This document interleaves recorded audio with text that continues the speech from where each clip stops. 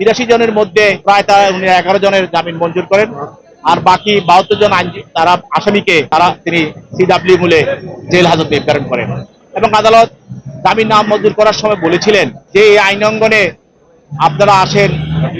আইনের প্রফেশন করতে আসেন এবং আইনের চর্চা করতে আসেন, কিন্তু এখানে এসে একদল আরেকদল আইনজীবীর উপরে নির্মম ভাবে যে আপনারা আঘাত করেছেন, যেভাবে তাদেরকে আপনারা গুরুতর আঘাত করেছেন, আক্রমণ করেছেন, এটা দেশবাসী এবং আইনজীবীরা কখনো এটা কামনা করতে পারে না।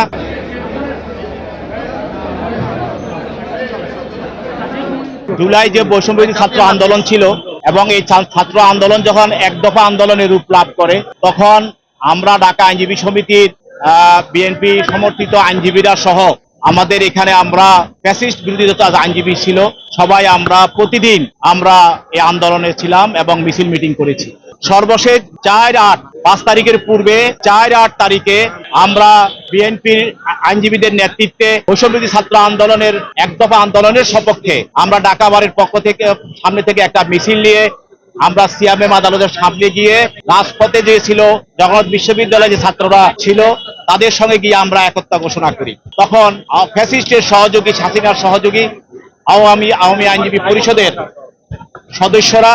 তখনকার ঢাকা বারে ভোট চোর যারা ক্ষমতায় বসেছিল ভোট চুরি করে, তাদের নেতৃত্বে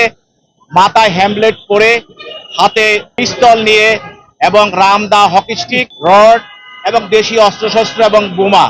নিয়ে অতর্কিতভাবে আমাদের বিএনপি আইনজীবীদের উপরে আক্রমণ করে। যে ঘটনাগুলো ঘটেছিল তাদের যে ভিডিও ফুটেজ, ছবি, সেগুলি আমরা আদালতে উপস্থাপন করি এবং বিভিন্ন মেডিকেলের কাগজপত্র আমরা আদালতে উপস্থাপন করি। আদালত উভয়ের বক্তব্য শোনার পরে মামলার মূল নথি পর্যালোচনা করে মেডিকেল এবং বিভিন্ন ছবিগুলো দেখে আদালত উভয় পক্ষের বক্তব্যের পর যারা মহিলা আইনজীবী ছিল, মহিলা অ্যাকিউজড ছিল, আসামি ছিল, তাদেরকে জামিন মঞ্জুর করেন। আর একজন বয়স্ক আইনজীবী ছিল, তারও জামিন মঞ্জুর করেন। আর 83 জনের মধ্যে প্রায় তারা 11 জনের জামিন মঞ্জুর করেন, আর বাকি 72 জন তারা আসামিকে তিনি সিডব্লিউ মূলে জেল হাজতে প্রেরণ করেন। এবং আদালত জামিন নাম মঞ্জুর করার সময় বলেছিলেন যে এই আইন অঙ্গনে আপনারা আসেন, আইনের প্রফেশন করতে আসেন এবং আইনের চর্চা করতে আসেন, কিন্তু এখানে এসে একদল আরেকদল আইনজীবীর উপরে নির্মম ভাবে যে আপনারা আঘাত করেছেন, যেভাবে তাদেরকে আপনারা গুরুতর আঘাত করেছেন, আক্রমণ করেছেন, এটা দেশবাসী এবং আইনজীবীরা কখনো এটা কামনা করতে পারে না। ওদের সামনে এই ধরনের ঘটনা আর ঢাকা আইনজীবী সমিতিতে ঘটবে না, সেটা আমরা আজকের এই ঘটনার মধ্যে দিয়ে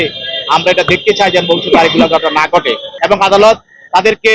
জামিন, যেহেতু অনেক আসামি, সেই হিসাবে আদালত তাদেরকে সশয় অবস্থায় তাদেরকে